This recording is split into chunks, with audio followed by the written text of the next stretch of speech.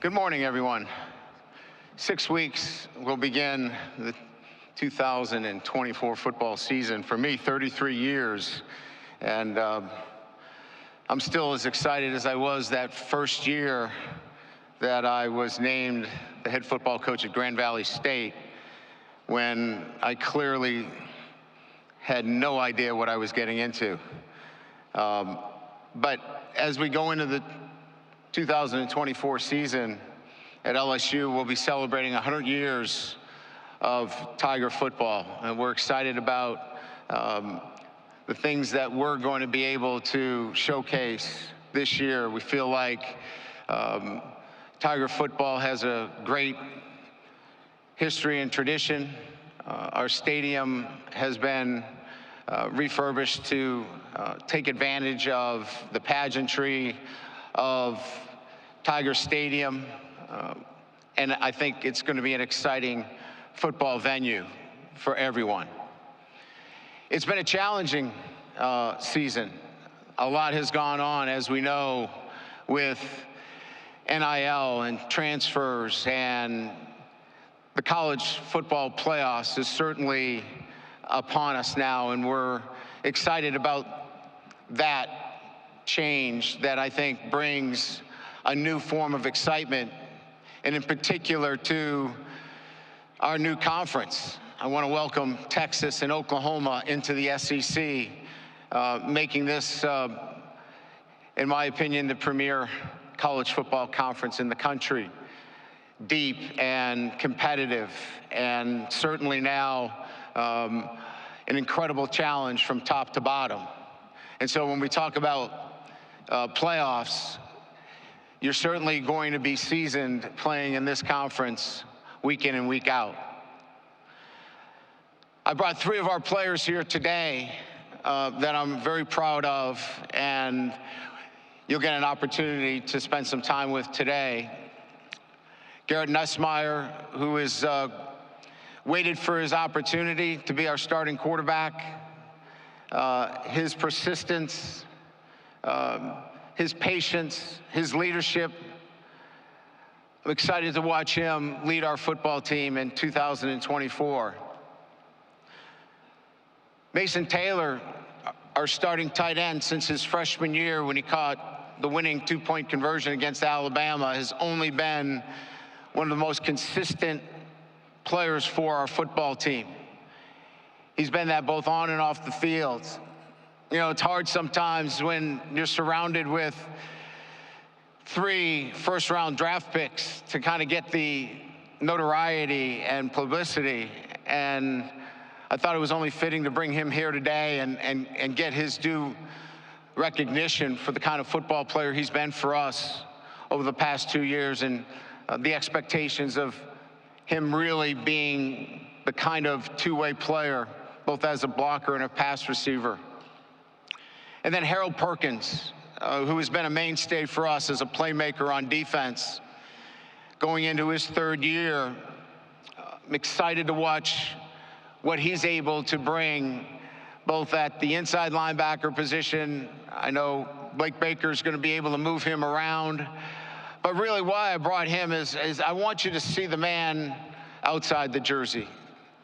He's one of our top student athletes. He's got an incredible personality.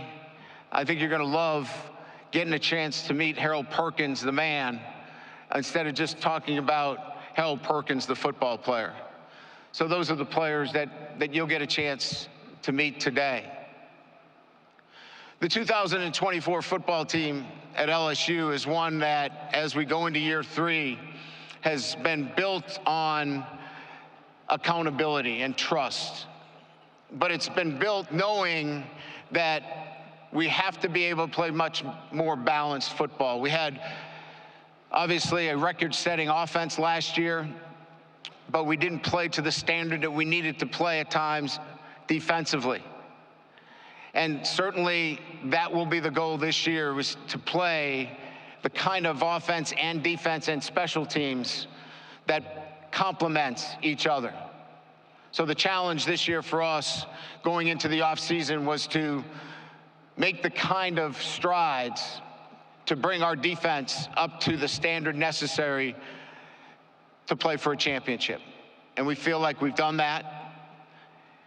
Obviously, we've got a little bit more work to do with our preseason, and our opener will certainly test us when we open up against USC in Las Vegas, a game that we're certainly excited about. So all of those things in 2024 have been exciting opportunities for our growth at LSU, and can't wait to get started. Thank you, Coach. If you do have a question, raise your hand. Please give your name and affiliation. Grant, Dylan, and Dinah have the microphones, and so we'll go ahead and get started right here. Coach, right in the center section. Right here, right in front of us. Real sweet, Sooners on SI. Obviously, you guys lose Brian Thomas Jr. and Malik Neighbors to the draft. How do you plan on replacing that production? Well, I don't think you look towards one player. I think, you know, when we look at our football team in its totality, there'll be a number of players that will count on. I think we start with Kyron Lacey. You know, he will be certainly a player that we lean on.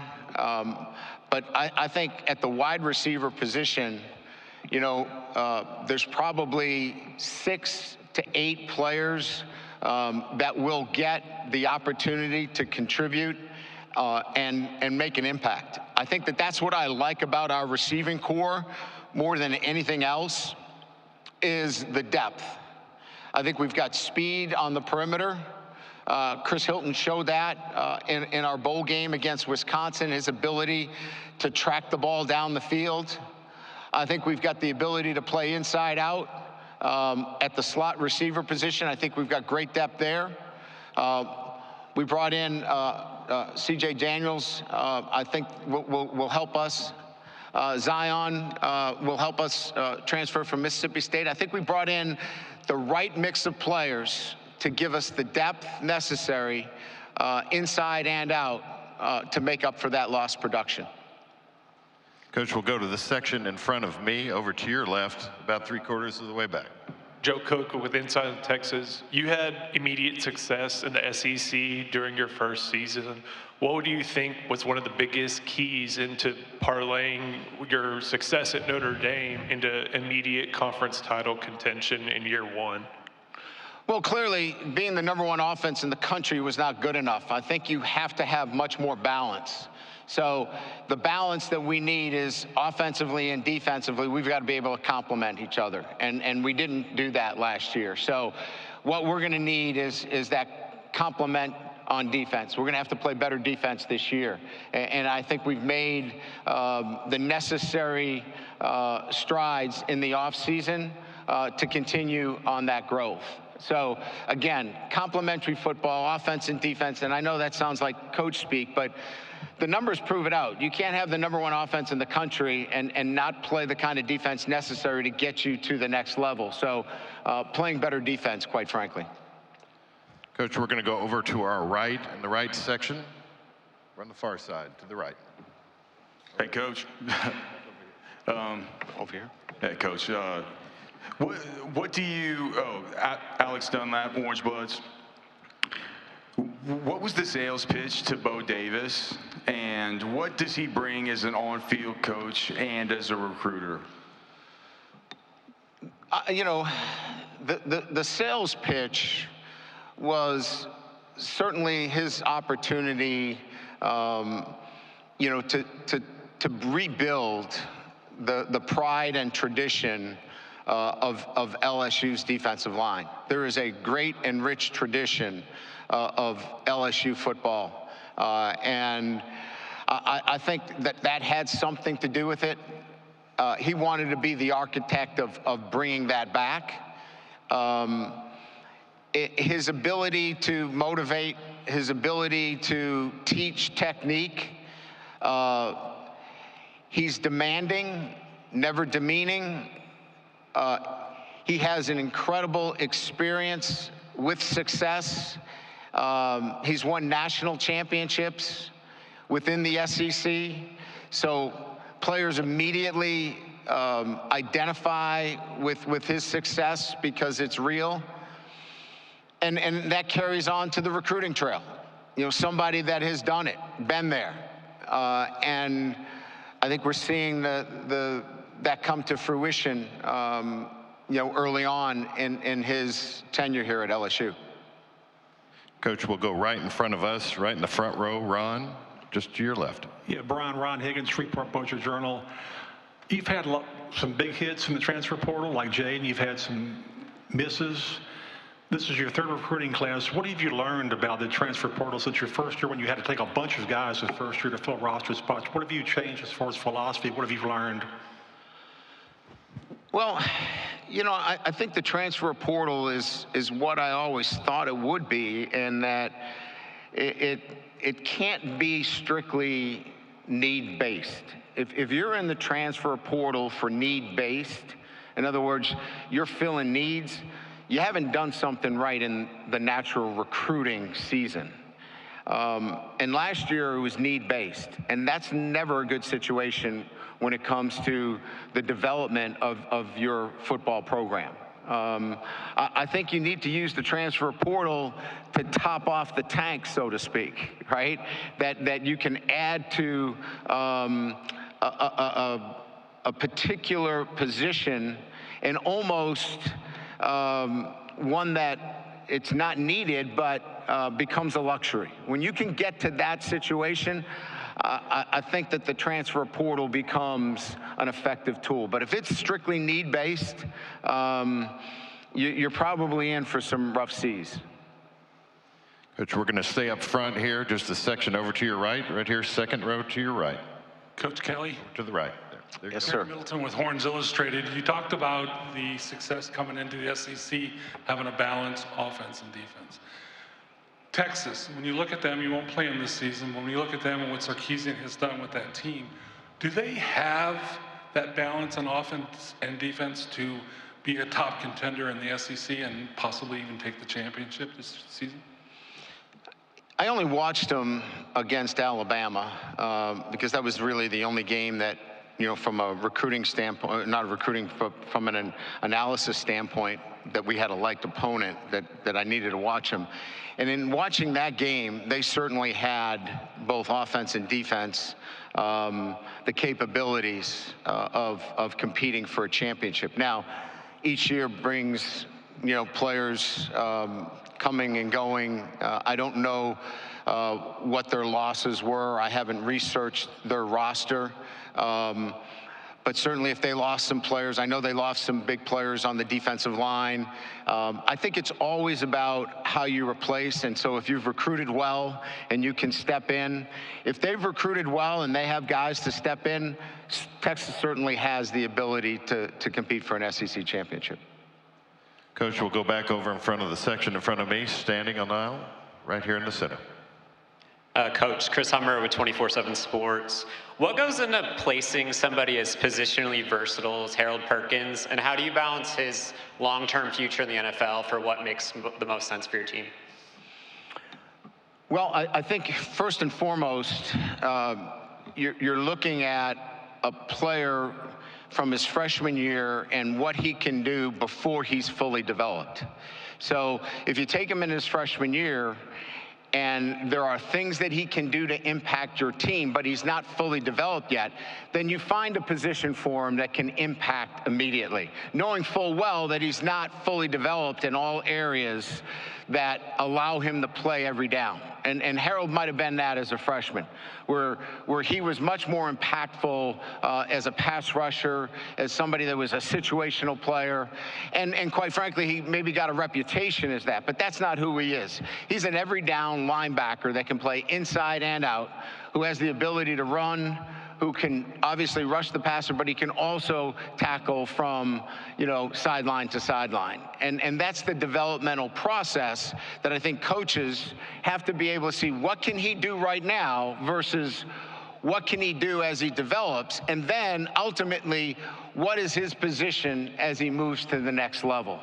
And so I think you have to take all of those things in consideration when you're evaluating your players. Coach, we'll go over to our far right, over towards your side. Yeah, Coach. Brooks Austin with Dogs Daily. I'm sorry, where are you? Right. Gotcha.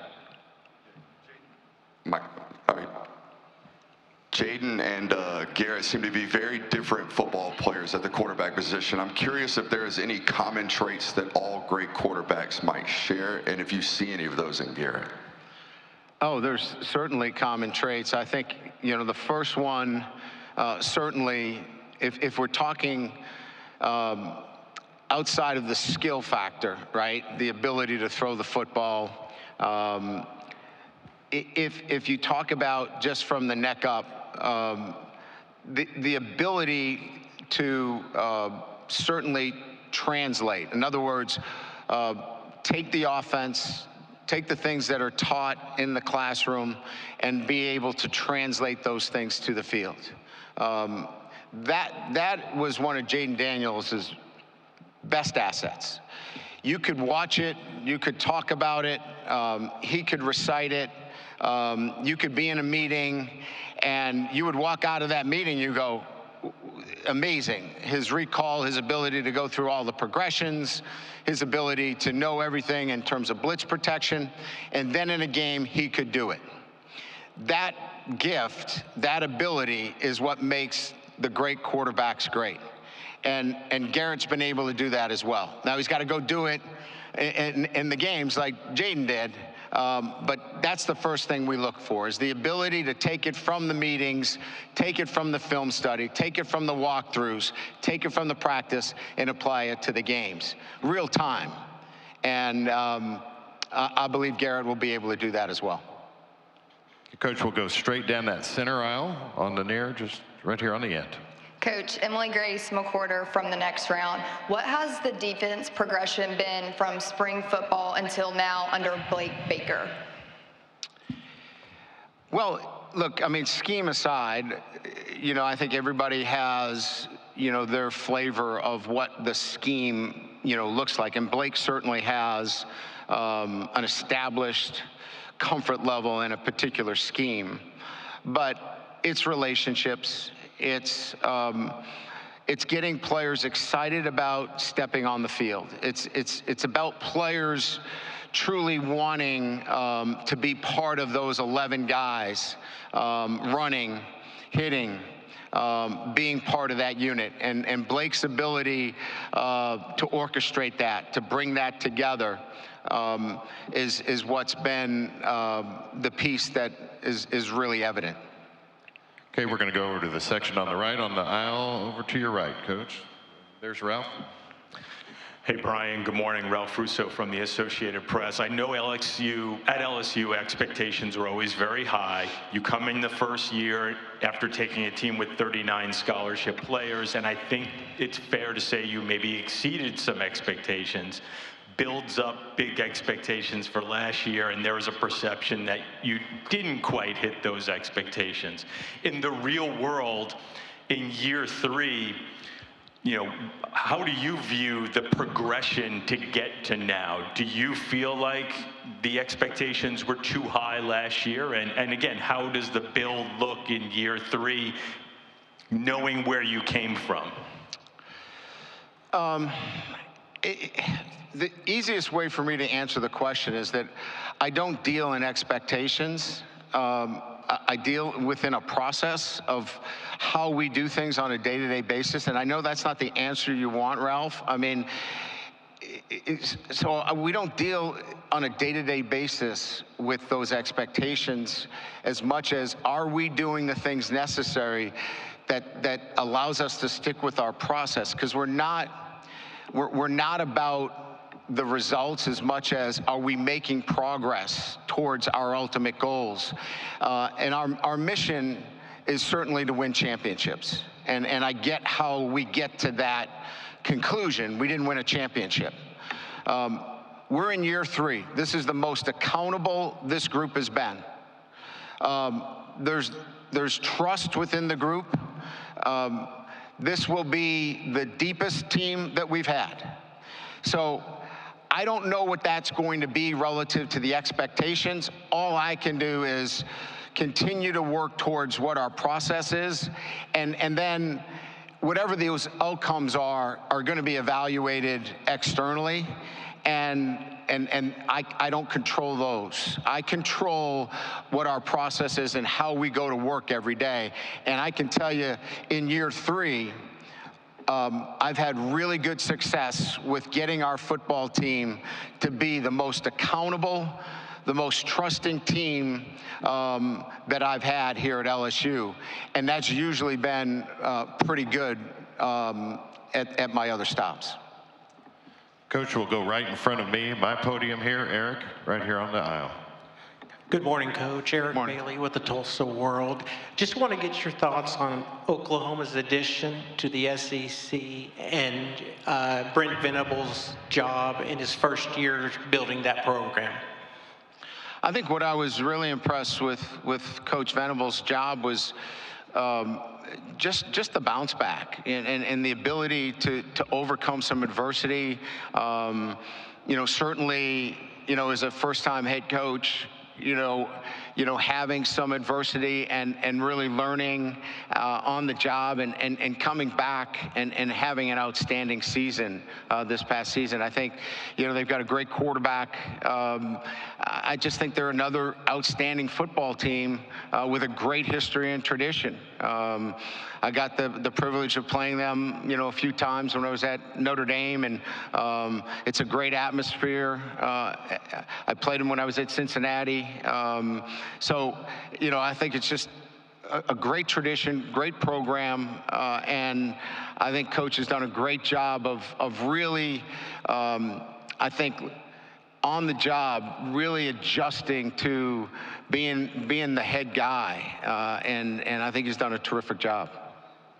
We have time for a few more. We'll go back over to your side, Coach, over to the right, over to your right-hand side. Coach, hi, good morning. Good morning. George Somerville from the Touchdown in the United Kingdom.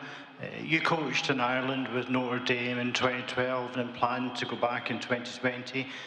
Reports earlier this year that LSU is considering playing in the College Football Classic in Ireland. How important is it to expand the LSU brand outside of the US? What does it mean to you personally to play in Ireland?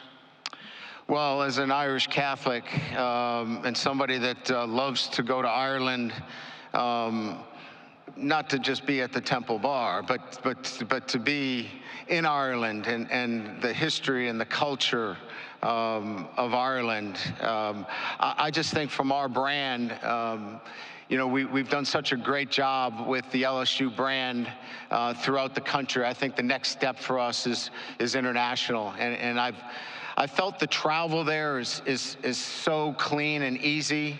Ireland has been such a great destination for other football programs to go and play. Aviva, Cork Stadium, both are great venues to play in. I just think it sets up so easy, from my perspective, for American football to go over there and be received, first of all. And then, getting the matchup there. So I'm a huge proponent. I've been pushing our administration, and hopefully we're able to see that come to fruition. Coach, we have time for 2 more. We'll start here in the section in front of me, about 3/4 of the way back. Connor O'Gara, Saturday Down South. I know you talked about Harold's usage last year, but what would you do differently if you had that decision back?